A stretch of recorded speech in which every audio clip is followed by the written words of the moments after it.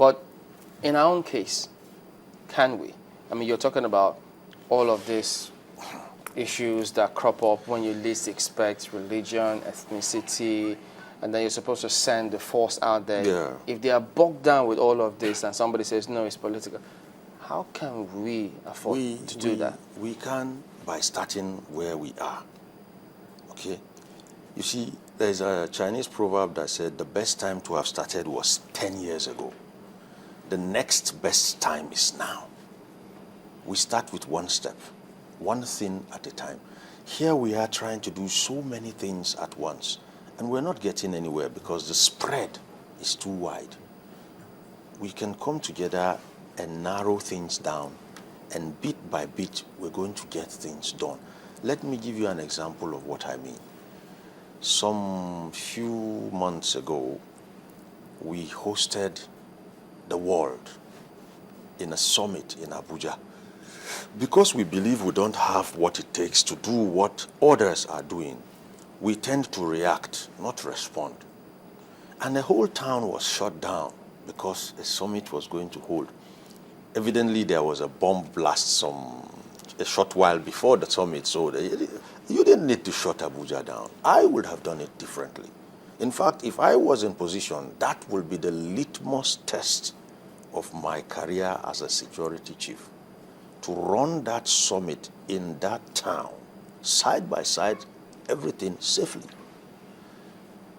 And you do know that that's the kind of challenge that terrorists like. No. I mean, because at the end of the day, what they're also going to be doing is testing the strength and the veracity of our security agencies, which some people have said essentially that's what they're trying to do, because it would seem that they're trying to prove a point with the kind of attacks and the closeness, the proximity of these attacks to, you know, the seat of leadership. You have a point there, but let me just refine it for you a bit. You see, security and insecurity is like a seesaw.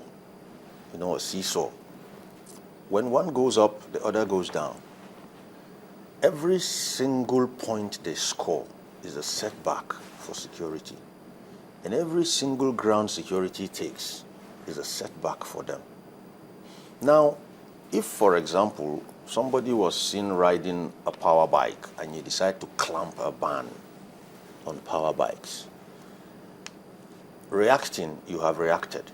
But responsively, you haven't really given a good account of yourself. If you decide to shut a state down because you have to hold a 5-day summit, well, you have reacted, but you haven't really given a good account of yourself, not the least to those visiting dignitaries who are going to actually come with their security chiefs too. And they'll just look and say, wow, you don't shut a town down. But isn't that what all security, sorry to butt in there, but isn't that what almost all security agencies do? I mean, look at how we now travel. If you're traveling outside this country or even within Nigeria by air, you can't take certain things in your bag. Liquids and gels and all sorts of things have been banned for a certain reason, because we find out that that's just some of the ingredients terrorists use.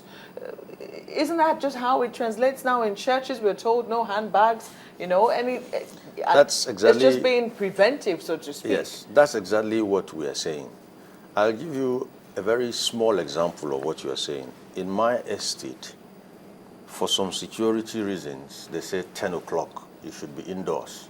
10 o'clock, all the gates are locked. And I asked, who is the chief security officer here?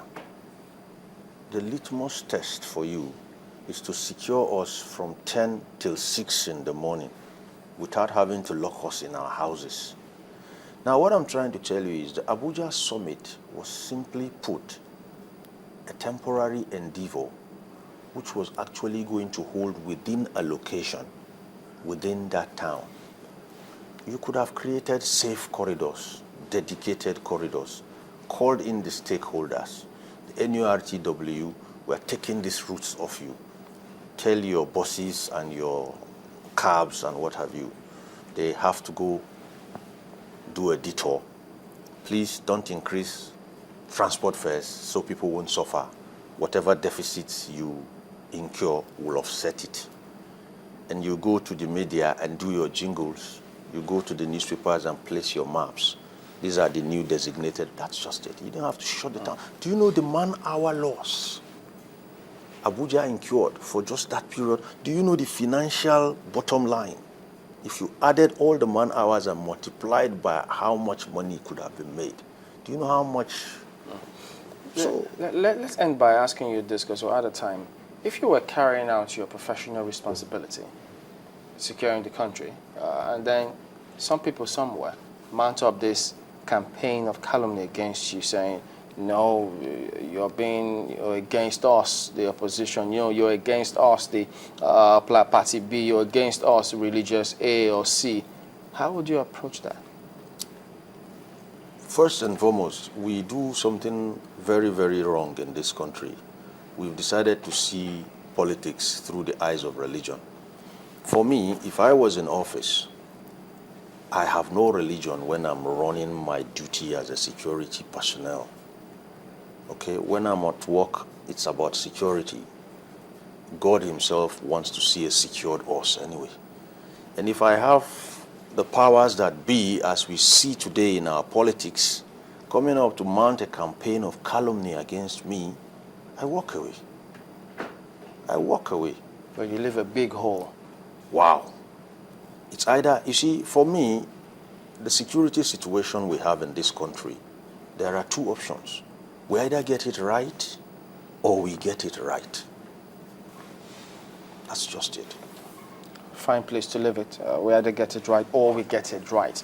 And as a matter of fact, I mean, some encouraging situation was in that bombing where the respondents there, they say the response time for those agencies that came afterwards was fantastic. So that shouldn't only happen in Abuja. All other states should also key into all of those. Thank you for coming on this morning. You're welcome. Captain Thank you. Omar Aliyu. We'll be back after this. Join us again.